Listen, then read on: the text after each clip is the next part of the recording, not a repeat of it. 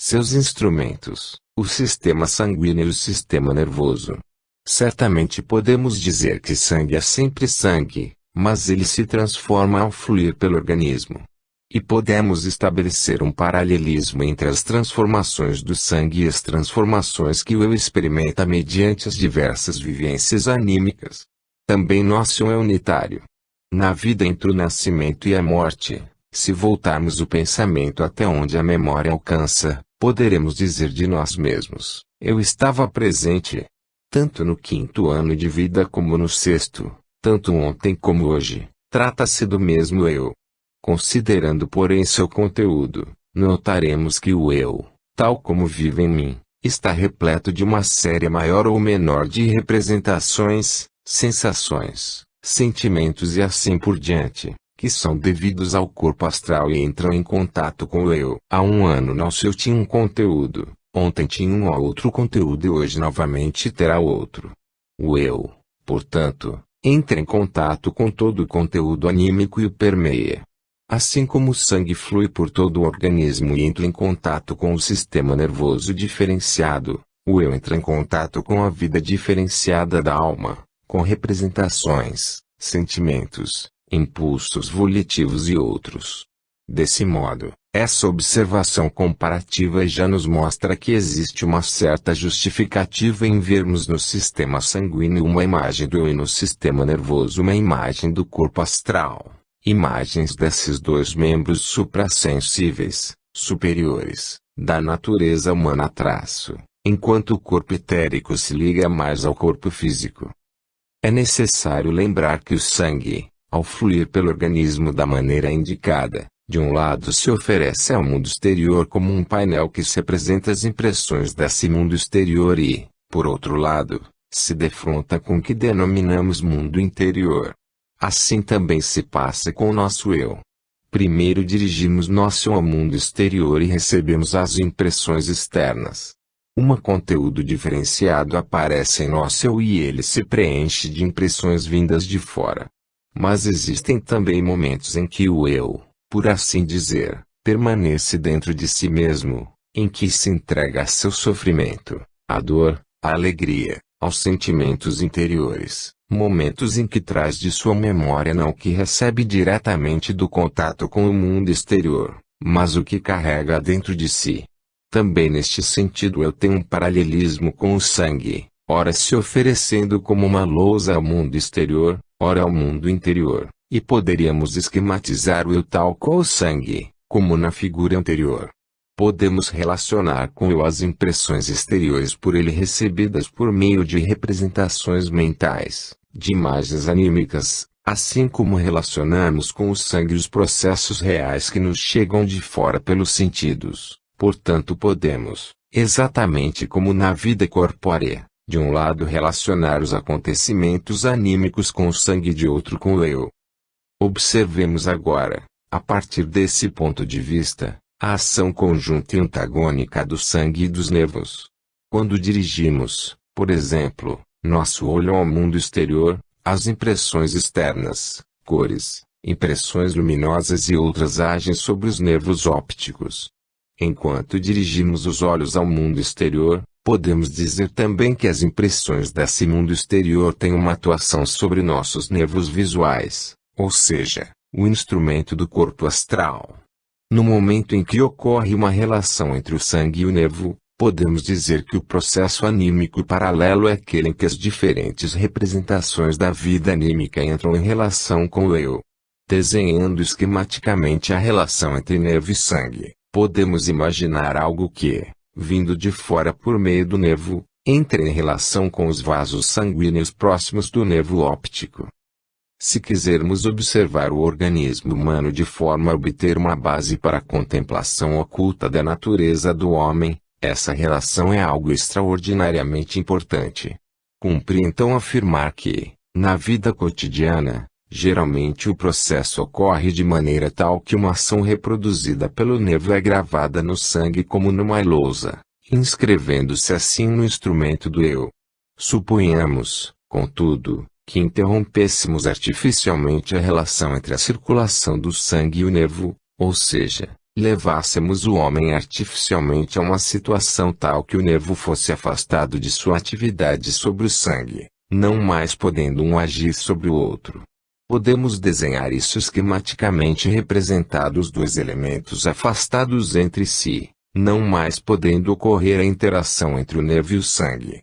A situação pode apresentar-se de tal maneira que não haja mais impressão sobre o nervo. Isso pode ser alcançado, por exemplo, cortando-se o mesmo. Se de algum modo acontecer que um nervo seja seccionado, que ele, portanto, não receba impressões traço, não é de estranhar que o homem não vivencie coisa alguma de especial por meio desse nervo. Suponhamos agora que, apesar de a relação entre o sangue e o nervo estar interrompida, seja causada uma certa impressão. Experimentalmente, isso é possível estimulando-se o nervo com uma corrente elétrica. Porém a influência exterior do nervo não nos interessa aqui. Existe ainda outro modo de influenciar o nervo, levando a um ponto em que este não pode agir sobre a circulação. Esta situação pode ser provocada no organismo humano, e realmente o é, por determinadas representações, determinadas ideias, sensações e sentimentos que o homem vivenciou e assimilou e que, para essa experiência ter um resultado, deveriam ser representações superiores, morais ou intelectuais. Quando o homem exercita essas representações, por exemplo, de símbolos, com aguçada concentração interior da alma, isso resulta no fato de ele se utilizar totalmente do nervo, retirando-o de sua relação com a circulação sanguínea.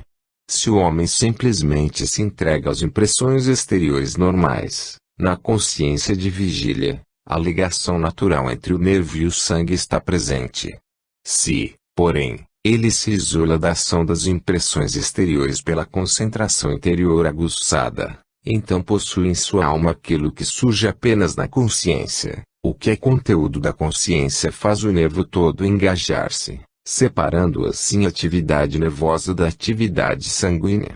A consequência dessa concentração interior, sendo suficientemente intensa, ela realmente interrompe a ligação entre o sangue e o nervo, é que o nervo se liberta, de certa forma, de sua correlação com o sistema sanguíneo e, consequentemente, também se liberta das vivências comuns do eu, para as quais o sistema sanguíneo é o instrumento externo.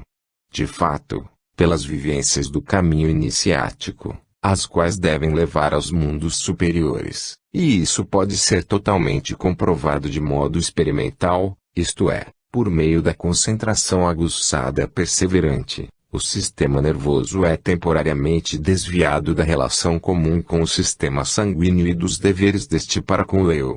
Em consequência disso, o sistema nervoso, que antes inscrevia suas impressões no quadro sanguíneo, deixa-as agora refluir sobre si mesmo, detendo-as e não as deixando chegar até o sangue. Portanto, é possível, puramente por processos de concentração interior, separarmos nosso sistema sanguíneo do sistema nervoso, fazendo-o refluir para o próprio sistema nervoso, usando uma imagem, o que teria fluído para o eu. Se o homem realmente consegue isso por meio de atividade anímica, ocorre o fato curioso de ele ter uma maneira diferente de vivência interior e, consequentemente, se encontrar diante de um horizonte da consciência totalmente modificado, o qual poderia ser expresso da seguinte maneira: se os nervos e o sangue estão interagindo da maneira habitual, como ocorre normalmente na vida, o homem relaciona as impressões provenientes do mundo exterior com seu eu. Se, todavia, mediante concentração interior, mediante atividade anímica interior, ele retira o sistema nervoso da atuação sobre seu sistema sanguíneo, ele tampouco vive dentro de seu eu comum, não pode chamar a si mesmo de eu no mesmo sentido em que diz eu em sua vida consciente normal. Aí o homem se percebe como se tivesse tirado conscientemente de si uma parte de seu ser separada de seu sistema sanguíneo. É como se algo que normalmente não se vê, que é suprassensível, agisse para dentro de nossos nervos, porém não se gravando em nosso quadro sanguíneo e não impressionando nosso eu comum. A pessoa sente-se afastada de todo o sistema sanguíneo e como que arrebatada de seu organismo. Trata-se de uma retirada consciente do eu do âmbito de atuação do corpo astral. Se antes a atividade nervosa se gravava no sistema sanguíneo, agora ela se reflete sobre si mesma. Agora a pessoa vive em algo que é diferente, sente-se num outro eu, num eu macrocósmico, que antes podia apenas ser pressentido. Ela sente a elevação para dentro de um mundo suprassensível. Se mais uma vez quisermos desenhar esquematicamente a relação entre o nervo ou todo o sistema nervoso, tal como ele acolhem-se às impressões do mundo exterior, e o sangue, poderemos fazê-lo da seguinte maneira. Se impressões exteriores, vivências exteriores fluíssem para dentro, elas se gravariam no sistema sanguíneo. Mas quando isolamos o sistema nervoso do sistema sanguíneo, tudo reflui sobre o próprio sistema nervoso. E rompe para nós um mundo do qual antes não tínhamos conhecimento, por assim dizer, até os extremos de nosso sistema nervoso, o que sentimos como um contragolpe. Enquanto no estado normal de consciência assimilamos um mundo que penetra até o sistema sanguíneo, de maneira a ser inscrito nele como numa lousa. No outro caso levamos as impressões apenas até onde os nervos terminam e encontram uma resistência em si mesmos. Sofremos, por assim dizer, um impacto nessas terminações nervosas e passamos a viver fora, no mundo suprassensível. Quando temos uma impressão cromática recebida pelo olho, ela penetra em nosso nervo óptico e se inscreve no quadro do sangue. E nós sentimos o que costumamos expressar com as palavras eu vejo a cor vermelha. Suponhamos que não cheguemos com nossas impressões até o sangue, mas só até a terminação nervosa, onde ocorre o rebate. Em realidade vivemos até nosso nervo óptico. Recuamos diante da expressão corpórea de nosso sangue, vivemos fora de nós mesmos, estamos, em realidade, dentro dos raios de luz que antes provocavam em nós a impressão vermelho. Realmente saímos de nós, por não penetrarmos em nosso interior de modo tão profundo como acontece normalmente, uma vez que só chegamos às terminações nervosas. Isto causa uma vida anímica tal que esta vivencia o homem físico como algo exterior, não se identificando mais com ele. A consciência normal chega até o sangue.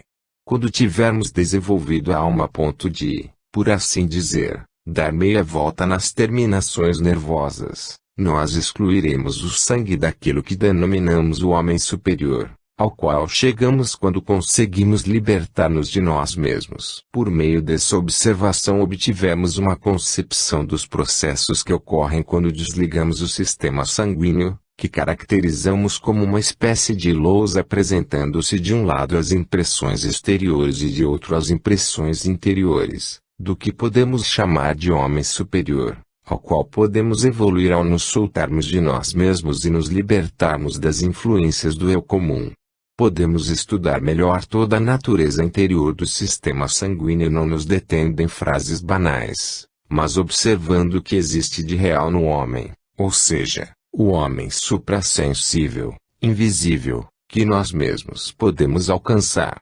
Quando observamos esse homem invisível, como ele chega até o sangue-traço, podemos chegar ao pensamento de que o homem pode viver no mundo exterior, pode expandir-se por todo o mundo exterior, pode desabrochar nele e, por assim dizer, assumir um ponto de vista oposto, rumo ao interior. Para conhecer melhor as funções do sangue e dos órgãos nele intercalados, devemos responder a seguinte pergunta: como esse mundo superior, ao qual o homem pode ascender e que ele pode conhecer exatamente, deve reproduzir-se na lousa sanguínea?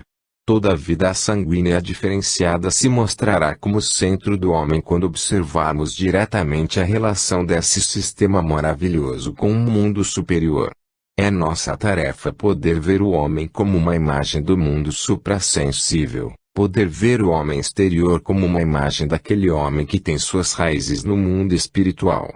Assim poderemos reconhecer que o organismo humano é uma imagem fiel do espírito. 22 de março de 1911. A atuação conjunta da dualidade humana. Estas 3 primeiras conferências, incluindo a de hoje, objetivam orientar-nos de maneira geral sobre o que se relaciona com a vida e a essência do homem. Por isso, nelas serão emitidos primeiro alguns conceitos importantes, que do contrário ficariam pairando no ar, porque as explicações mais precisas serão dadas posteriormente. Será melhor termos primeiro uma ideia geral de como observar o homem no sentido oculto, introduzindo nessa observação, que por enquanto consideramos hipotética, o que nos pareçam ser argumentos mais profundos. No final da conferência de ontem, tentei mostrar que o homem, mediante certos exercícios anímicos, mediante intensa concentração sobre os pensamentos e as sensações, pode produzir um estado de vida diferente do habitual. O estado de vida habitual se manifesta pelo fato de na vida diurna desperta termos uma estreita ligação entre o sangue e o nervo. Esquematicamente falando, podemos dizer que o que acontece através dos nervos se inscreve no quadro do sangue. Pela prática de exercícios anímicos, conseguimos estirar tão intensamente os nervos que sua atividade não atinge mais o sangue, mas reflete-se sobre o próprio nervo. Como o sangue é o instrumento do nosso eu, a pessoa que liberta seu sistema nervoso do sangue, por meio de intensa concentração do pensamento e da sensação, sente-se como que afastada de seu próprio ser habitual, como que retirada dele e, por assim dizer, confrontada com ele.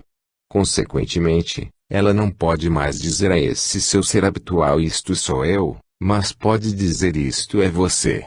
Portanto, defronta-se consigo mesma como se fosse uma personalidade estranha que vive no mundo físico.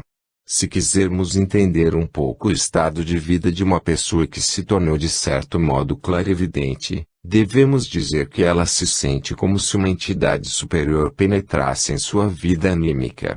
Trata-se de uma sensação bem diversa da experimentada quando, na vida cotidiana, nos defrontamos com o mundo exterior.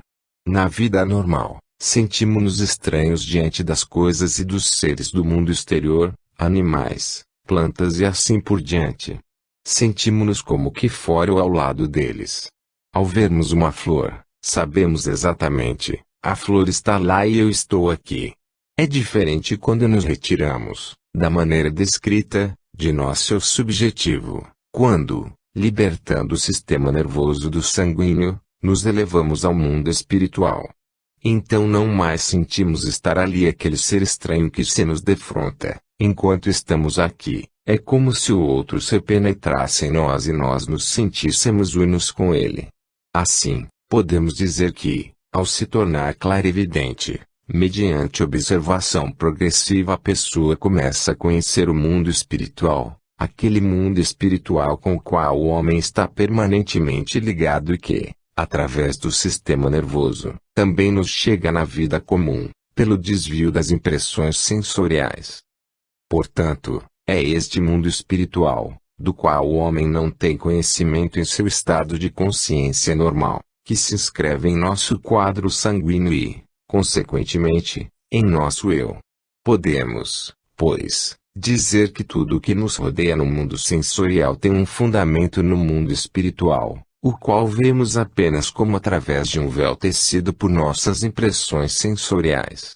Em consciência normal, não vemos esse mundo espiritual sobre o qual o horizonte do eu individual estende um véu, mas no momento em que nos libertamos do eu, apagamos também nossas impressões sensoriais comuns, que então deixamos de ter. Ascendamos a um mundo espiritual, o mesmo situado atrás das impressões sensoriais, com o qual nos unimos ao retirar o sistema nervoso do contato com o organismo sanguíneo comum. Com essas observações seguimos, de certo modo, a vida humana tal como é estimulada de fora e age, através do nervo, sobre o sangue. Já mostramos ontem, todavia, que na vida interior física, puramente orgânica do homem, podemos ver uma espécie de mundo exterior comprimido. Mostramos que em nosso fígado, bile e baço encontramos um mundo exterior condensado, de certa forma, em órgãos.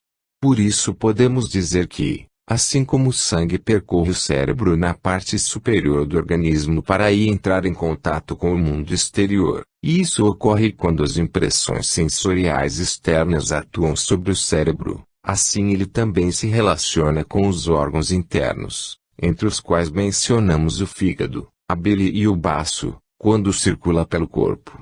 O fato de esses órgãos não se abrirem para o exterior, mas estarem encerrados dentro do organismo, cobertos de todos os lados, de modo a desenvolver apenas uma vida interior, faz com que neles o sangue não tenha contato com qualquer mundo exterior.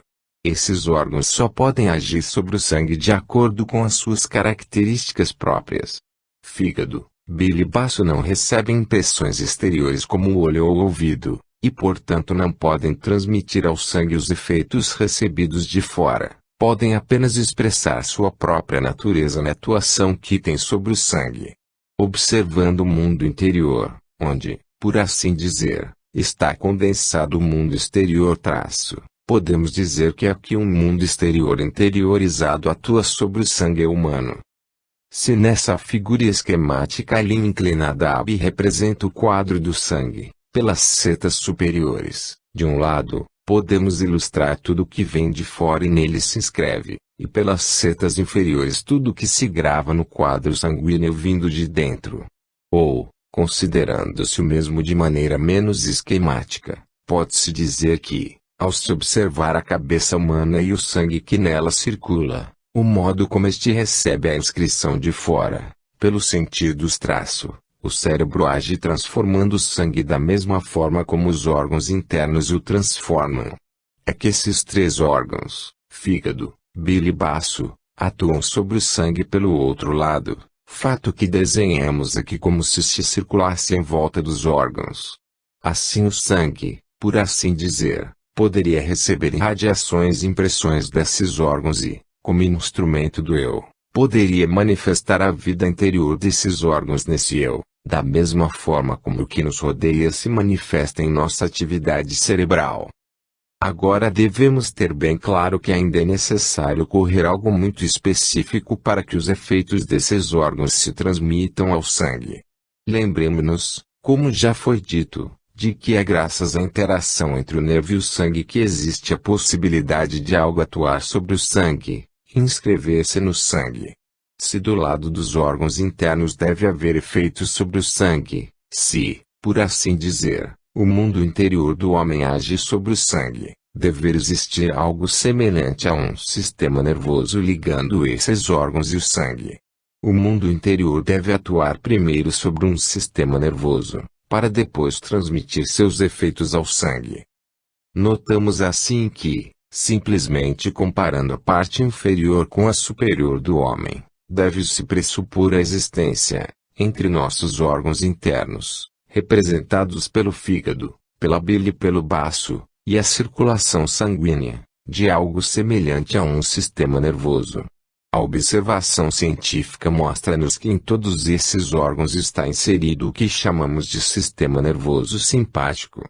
Este preenche a cavidade corporal do homem, encontrando-se, com o mundo interior e a circulação sanguínea, numa relação semelhante a que, por outro lado, o sistema nervoso medular, também denominado central, possui com o grande mundo exterior e a circulação sanguínea do homem. É de esperar que esse sistema nervoso simpático, correndo ao longo da coluna e, a partir daí, ramificando-se para muitas regiões do organismo, formando também expansões reticulares, especialmente na cavidade abdominal, onde uma parte desse sistema é chamado popularmente de plexo solar, seja um tanto diferente do outro sistema nervoso. E mesmo que isso não sirva como prova, seria interessante perguntar, como poderia ser a estrutura desse sistema nervoso simpático em relação ao sistema nervoso central, se as condições hipoteticamente formuladas por nós fossem preenchidas.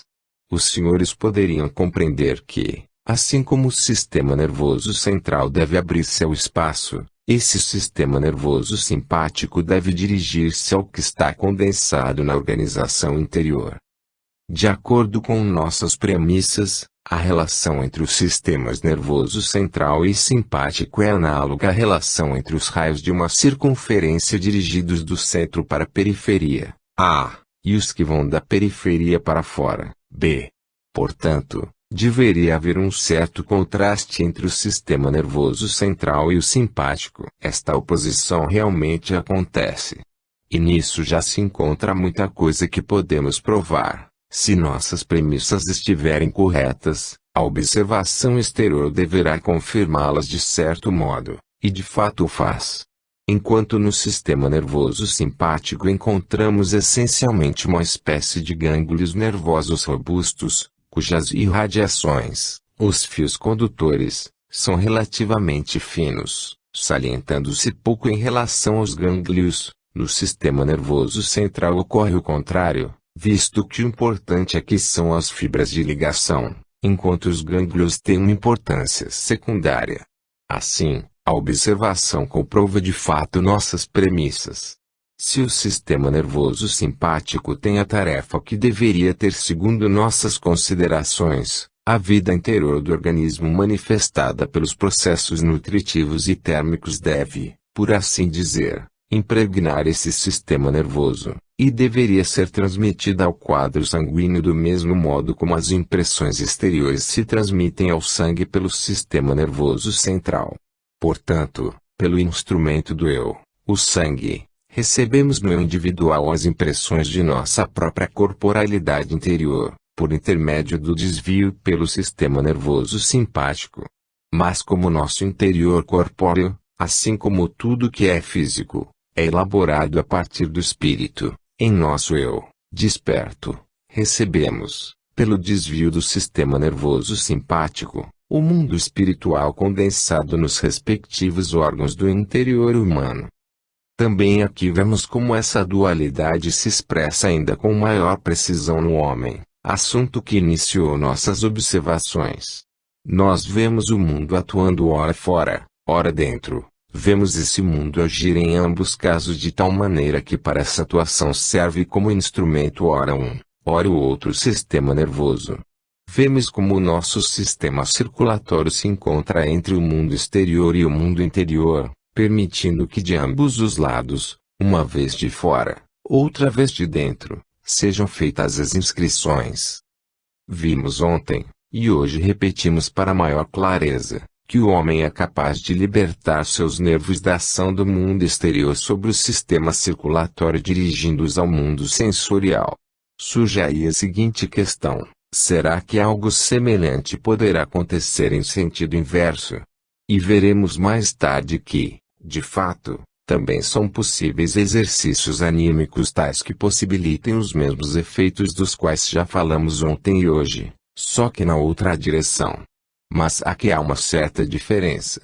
Enquanto pela concentração de pensamentos, de sentimentos e por exercícios ocultos podemos libertar nossos nervos cerebrais e medulares do sangue, podemos, por meio de concentrações que, por assim dizer, penetrem em nossa vida interior, em nosso mundo interior, são precisamente as concentrações que podemos reunir sob o nome de vida mística. Penetrar tão profundamente em nós mesmos que não possamos efetivamente deixar de lado nosso nem seu instrumento, o sangue. Como veremos mais tarde, a interiorização mística, da qual sabemos que o homem pode, por assim dizer, submergir em sua própria essência divina, em sua própria espiritualidade enquanto situada dentro dele, não é um desprender-se do eu. Ao contrário, é uma concentração. Uma submersão no eu, um fortalecimento, uma ativação, uma intensificação da sensação do eu. Podemos convencer-nos disso estudando o que dizem os místicos mais antigos e deixando de lado os místicos atuais. Esses místicos mais antigos, indiferentemente do fato de pisarem um chão mais ou menos religioso, procuravam principalmente penetrar em seu próprio eu abstraindo-se daquilo que o mundo exterior nos pode dar, a fim de libertar-se de todas as impressões exteriores e submergir totalmente dentro de si próprios. Esta interiorização, esta submersão no próprio eu é como uma concentração de todo o poder e energia do eu para dentro do próprio organismo. Isso, por sua vez, se reflete em todo o organismo do homem, e podemos dizer que, ao contrário do outro caminho que descrevemos, a interiorização, esse caminho místico, é de tal ordem que não libertamos o instrumento do eu, o sangue, do nervo, mas o empurramos para o nervo, para o sistema nervoso simpático. Enquanto desfazemos a ligação entre o nervo e o sangue no processo descrito ontem, fortalecemos a ligação entre o sangue e o sistema nervoso simpático pela interiorização mística. Esta é a contra-imagem fisiológica. Na interiorização mística o sangue é empurrado para o sistema nervoso simpático, enquanto pela outra espécie de exercícios anímicos o sangue é afastado do nervo. O que ocorre na meditação mística é como imprimir do sangue no sistema nervoso simpático. Suponhamos agora que pudéssemos abstrair por um momento do que acontece quando o homem penetra em seu interior pela interiorização mística e não consegue soltar-se de seu eu, mas, ao contrário, penetra mais profundamente em seu interior, levando consigo todas as qualidades ruins, menos apropriadas que possui. Quando submergimos em nosso próprio interior, não temos claro, desde o início, que também comprimimos todas as qualidades menos apropriadas para esse interior, em outras palavras, que tudo o que há de passional no sangue é pressionado para dentro do sistema nervoso simpático. Mas admitamos que pudéssemos ignorar isso por um instante e suponhamos que o místico, antes de praticar essa interiorização, tenha tomado cuidado para que suas qualidades menos positivas desaparecessem cada vez mais e, em lugar das características egoístas, surgissem sentimentos altruístas. Ele se terá preparado tentando despertar em si o sentimento de compaixão para com todos os seres, tentando paralisar, através dessa compaixão altruísta para com todos os seres, as tendências que só especulam a favor do eu. Admitamos, pois, que a pessoa se tenha preparado com suficiente cuidado antes de submergir em seu interior. Quando, então, através do instrumento de seu sangue o homem leva o eu ao seu mundo interior, acontece que o sistema nervoso interior, o sistema nervoso simpático, do qual o homem naturalmente nada sabe em seu estado de consciência normal, penetra na consciência do eu. Ele então passa a saber o seguinte: dentro de mim existe algo que pode intermediar meu mundo interior do mesmo modo como meu sistema nervoso central intermedia o mundo exterior. Tomamos conhecimento de nosso próprio sistema nervoso simpático e, tal como podemos conhecer o mundo exterior por meio do sistema nervoso central, agora surge à nossa frente o mundo interior. Mas assim como nas impressões exteriores não podemos ver os próprios nervos, vista que o mundo exterior penetra em nossa consciência através dos nervos ópticos, tampouco os nervos interiores penetram na consciência durante a interiorização mística. O homem apenas percebe que tem neles um instrumento para a visão interior. Aqui acontece algo bem diferente. O mundo interior revela-se a capacidade cognitiva humana em que se tornou clarividente para dentro.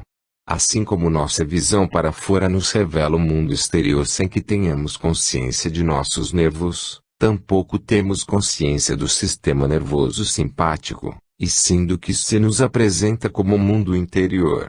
Temos de reconhecer apenas que esse mundo interior que nos chega à consciência consiste, na verdade, em nós mesmos enquanto homens físicos.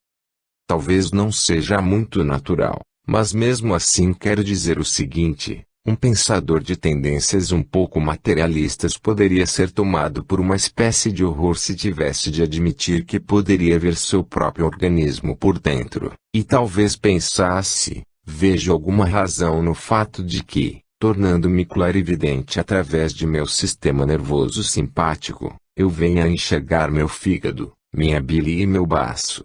Acho que isso não seria muito natural, mas alguém poderia pensar assim, pois com tal objeção não se consideraria que o homem, na vida exterior, enxerga seu fígado, bile e baço de fora, como faz com outros objetos externos.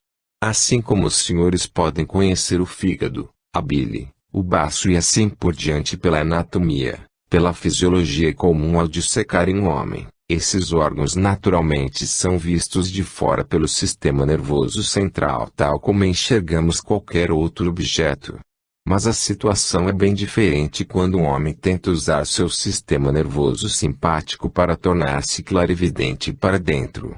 Então ele absolutamente não vê o mesmo que pode ver de fora, mas vê aquilo por cuja razão os videntes de todos os tempos escolheram nomes tão estranhos para esses órgãos, como eu lhes mencionei na segunda conferência.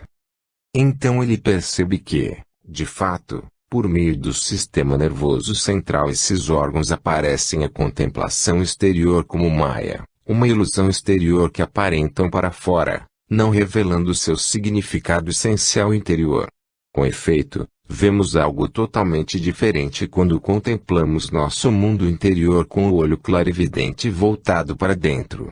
Aos poucos percebemos por que os iniciados de todos os tempos notaram uma relação dos órgãos com as atuações dos planetas. Como vimos ontem, a atividade do baço era relacionada à atividade de Saturno, a atividade do fígado à de Júpiter e a da bilha de Marte. O que observamos no próprio interior é, de fato, basicamente diferente do que se apresenta à visão exterior. Percebemos que nos órgãos internos temos realmente diante de nós partes limitadas, fechadas do mundo exterior. Principalmente nos fica esclarecido que nos servirá a priori como exemplo, chegar, deste modo, a um conhecimento que vai além da contemplação comum permite convencermos-nos de que o baço humano é um órgão muito importante. Este órgão realmente aparece à observação interior como se não fosse constituído de substância exterior, de matéria carnosa, como seria a observação exterior, mas, se me permitem a expressão apenas aproximada do que realmente se vê, o baço aparece como um corpo cósmico luminoso em miniatura, com toda uma vida interior muito complicada. Ontem chamei a atenção para o fato de que o baço, quando observado exteriormente, pode ser descrito como um tecido rico em sangue, no qual se alojam os corpúsculos brancos mencionados. A partir de uma observação fisiológica exterior podemos, portanto, dizer que o sangue fluente no baço é como que peneirado por ele. Para uma observação interior, todavia, o baço se nos apresenta como um órgão levado a um movimento rítmico constante por múltiplas forças interiores. E diante de um tal órgão convencemo-nos de que realmente muita coisa do mundo depende do ritmo. Já podemos ter uma noção do significado do ritmo na globalidade da vida do mundo ao reconhecermos o ritmo cósmico exterior na pulsação do sangue. Esse é um reconhecimento exterior. Mas também exteriormente podemos acompanhar com bastante precisão o ritmo nos órgãos, inclusive no baço.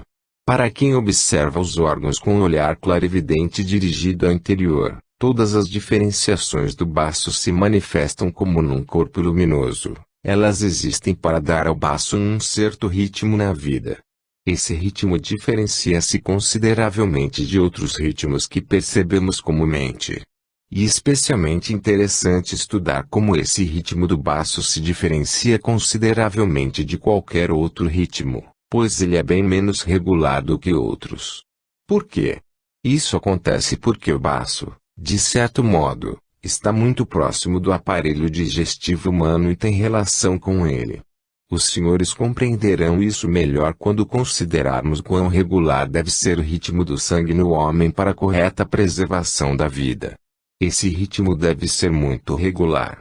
Existe, porém, um outro ritmo, apenas pouco regular, embora fosse desejável que se tornasse cada vez mais regular pela autoeducação do homem, especialmente na idade infantil, é o ritmo em que nos alimentamos, o ritmo do comer e beber. Uma pessoa razoavelmente organizada mantém certo ritmo alimentar. Ela toma o desjejum, o almoço e o jantar em determinados horários, de modo a se manter num certo ritmo.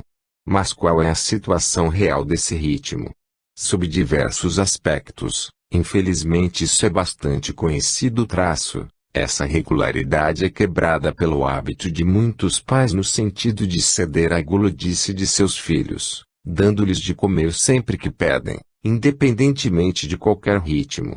Mesmo os adultos, nem sempre observam um ritmo rigoroso de ingestão de alimentos e líquidos. Não quero ser pedante nem moralista, uma vez que a vida moderna nem sempre o possibilita. A irregularidade com a qual o alimento é empurrado para dentro da pessoa, a irregularidade com que bebemos, é de todos conhecida e não deverá ser aqui criticada, mas apenas mencionada. Mas o que é introduzido de forma tão arrítmica em nosso organismo deve ter seu ritmo lentamente alterado para poder entrosar-se no ritmo orgânico regular. A mudança deve ser de modo que as irregularidades mais grosseiras na ingestão sejam eliminadas. Suponhamos que uma pessoa seja forçada, por causa de sua profissão, a tomar seu desjejum às 8 horas e almoçar às 13 ou 14 horas, e que essa divisão rítmica do dia já lhe seja um hábito. Acontece que essa pessoa vai visitar um amigo e, por simples amabilidade, toma um refresco entre as duas refeições. Deste modo quebrou seu ritmo habitual de maneira bem acentuada, o que causará um determinado efeito sobre o ritmo de seu organismo. É preciso existir no organismo algo que fortaleça de modo correspondente o que é regular no ritmo e enfraqueça o efeito daquilo que é irregular.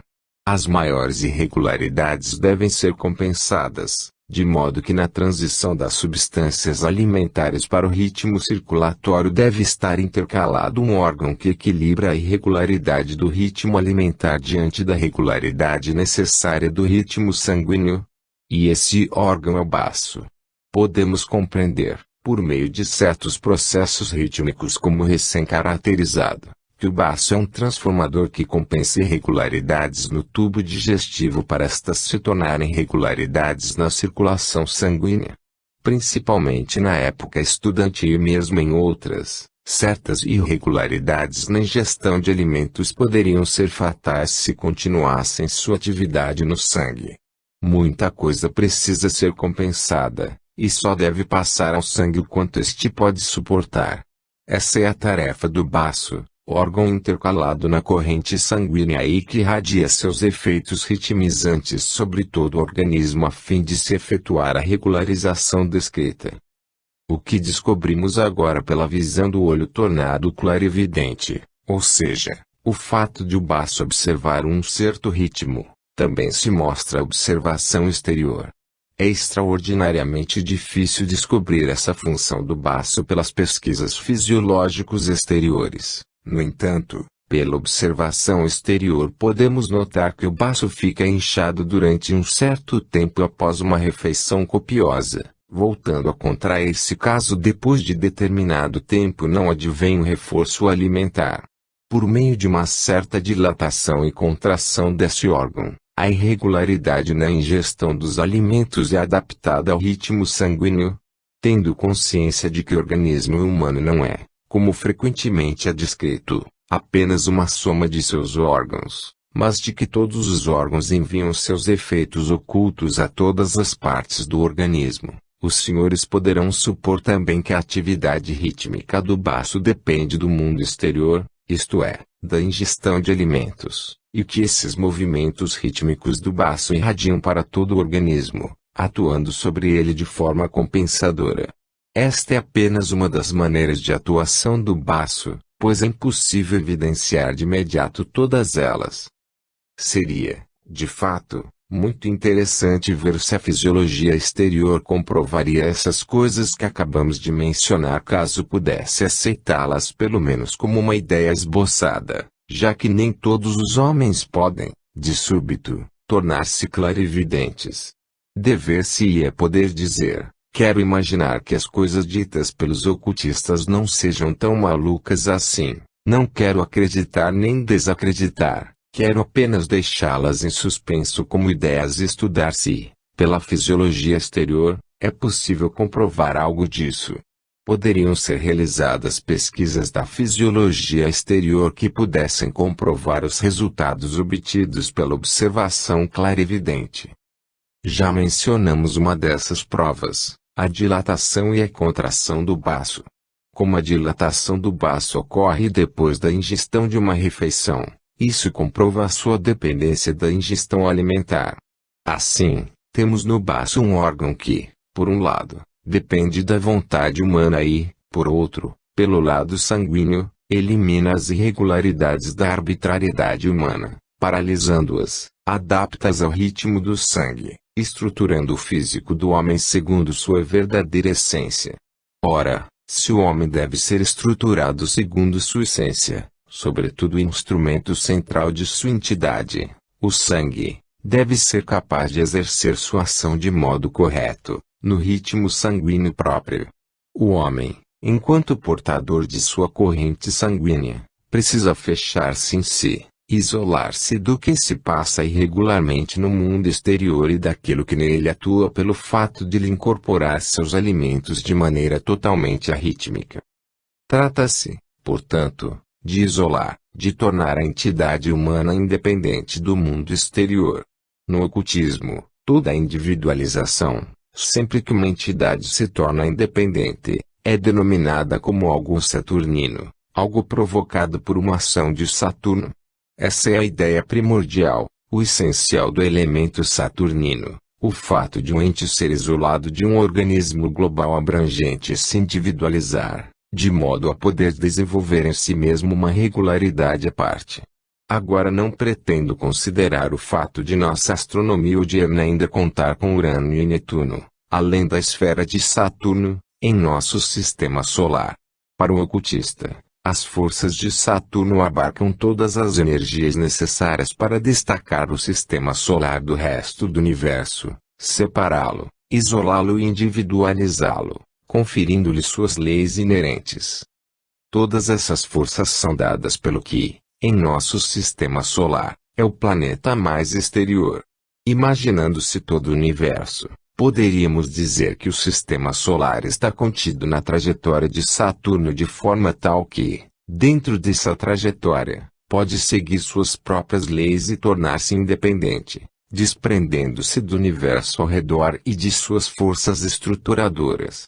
Por isso, os ocultistas de todos os tempos viam nas forças saturninas aquilo que delimita nosso sistema solar, possibilitando-lhe desenvolver seu próprio ritmo, diferente do que impera fora dele.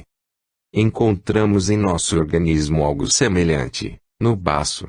Neste caso não se trata de um isolamento de todo o mundo exterior, mas apenas de um meio ambiente, na medida em que este contém os alimentos para o organismo. Devemos considerar o baço como sendo aquele órgão do corpo que trata tudo o que vem de fora da mesma forma como as forças saturninas tratam o que se encontra dentro da trajetória de Saturno no sistema solar. Os ritmos externos são transformados no ritmo e na regularidade do homem. As funções inerentes ao baço isolam nossa circulação sanguínea de todas as influências externas, transformando-a num sistema com regularidade própria, capaz de ter seu próprio ritmo. Assim já nos aproximamos das razões que, no ocultismo, determinaram a escolha dos nomes dos planetas para os órgãos.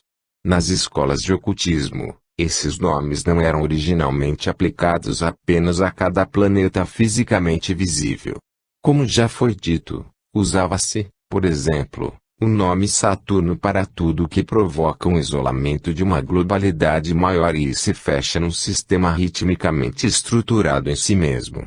Há uma certa desvantagem para a evolução cósmica geral quando um sistema se isola e se estrutura em si de modo ritmicamente independente, e isso sempre inquietava um pouco os ocultistas.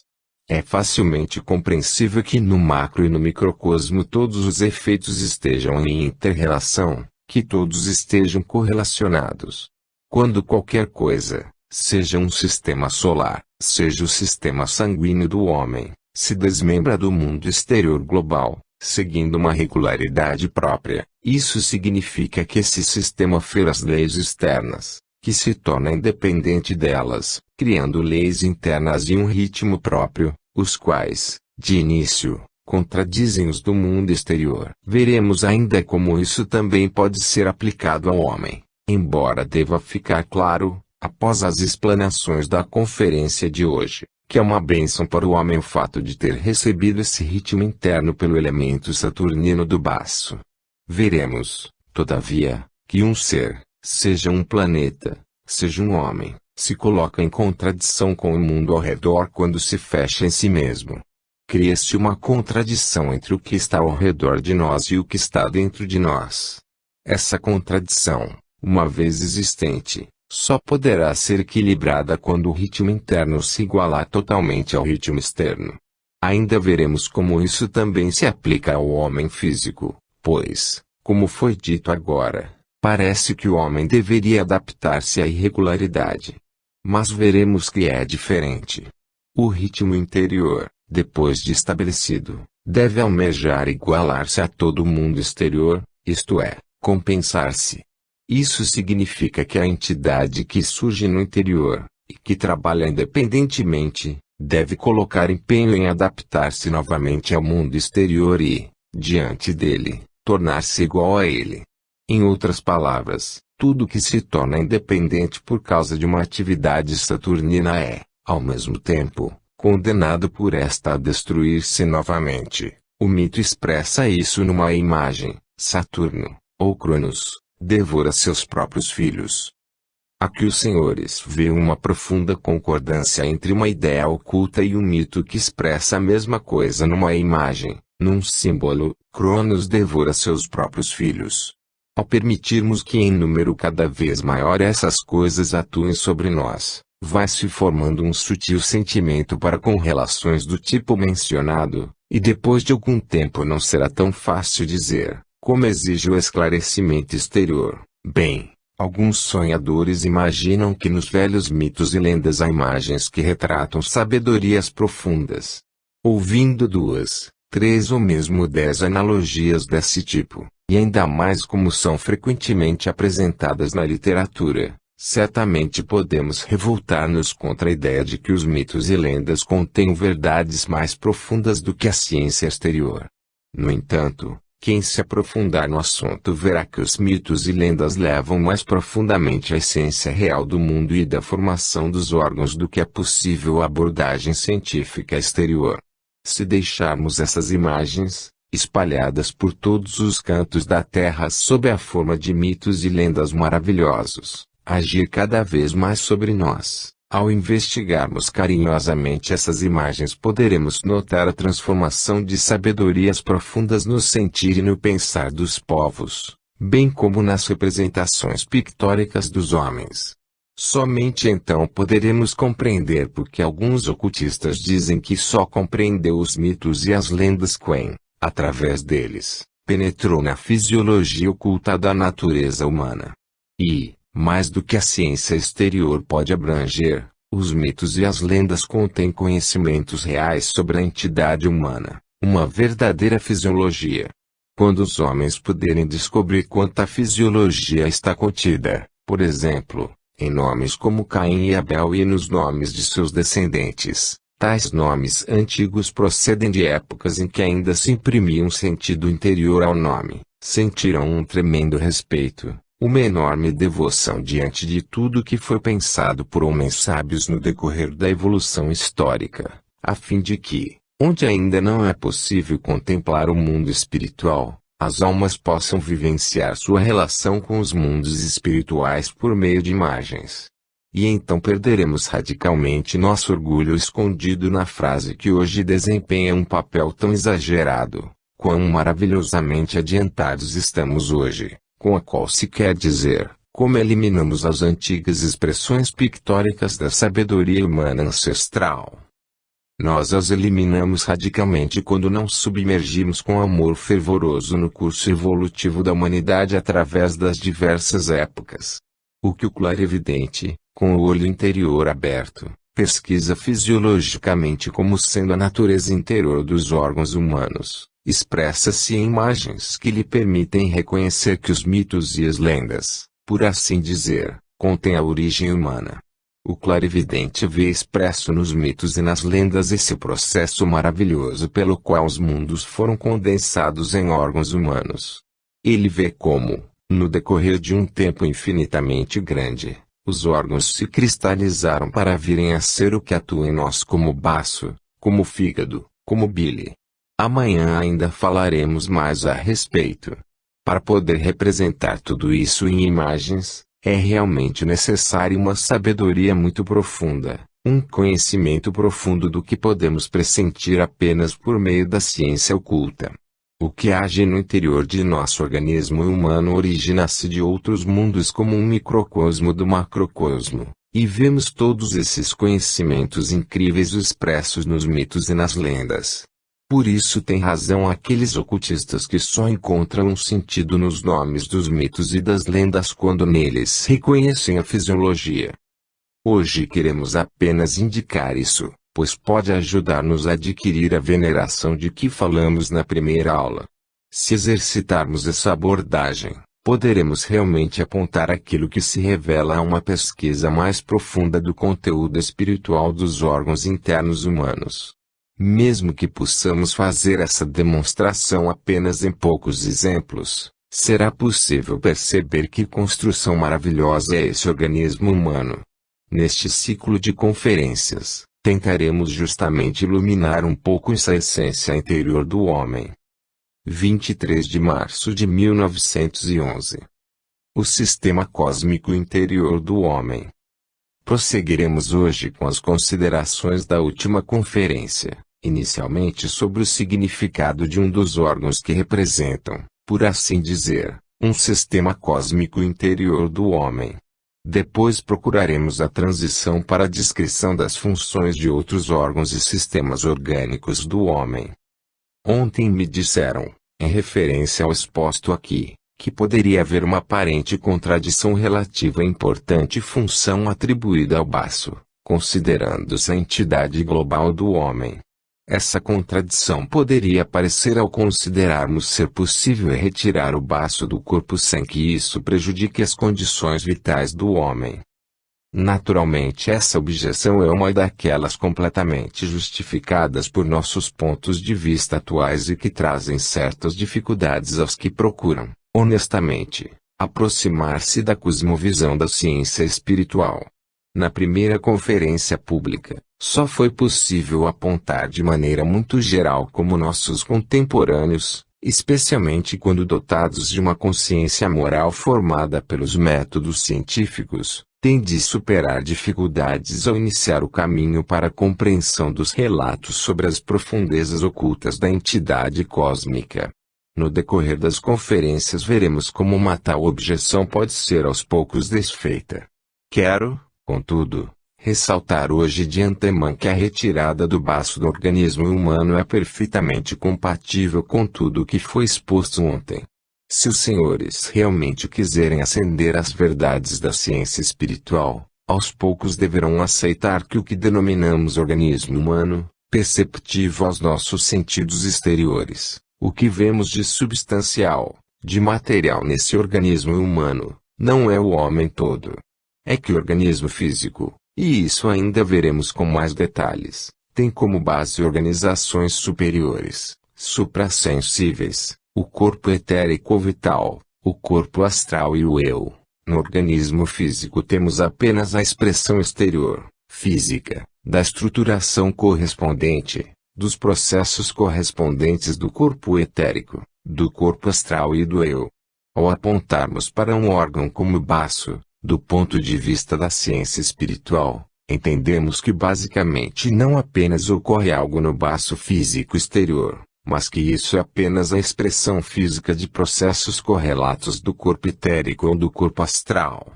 Poderíamos dizer que quanto mais um órgão for expressão física direta de algo espiritual, tanto menos será importante a forma física desse órgão, ou seja, o que temos diante de nós sob forma de substância física. Quando contemplamos um pêndulo, o movimento pendular é apenas a expressão física da força da gravidade. Do mesmo modo, um órgão físico é apenas a expressão física de atuações suprassensíveis de forma e energia. Existe, porém, uma diferença entre as consequências da força da gravidade manifestas no movimento pendular e as consequências originadas da atuação do corpo etérico e do corpo astral no baço. Ao retirarmos o pêndulo, não existe mais um objeto que possa manifestar o ritmo causado pela gravidade. Isso ocorre na natureza inorgânica, sem vida. No organismo vivo é diferente. Quando não houver as razões que ainda serão abordadas, não será necessário que, com extração do órgão físico, também deixem de existir os efeitos espirituais das organizações superiores. Portanto, observando o homem em relação a seu baço, inicialmente nos ocuparemos com o baço físico e, depois, com o sistema de atuação forças que tem no baço apenas sua expressão.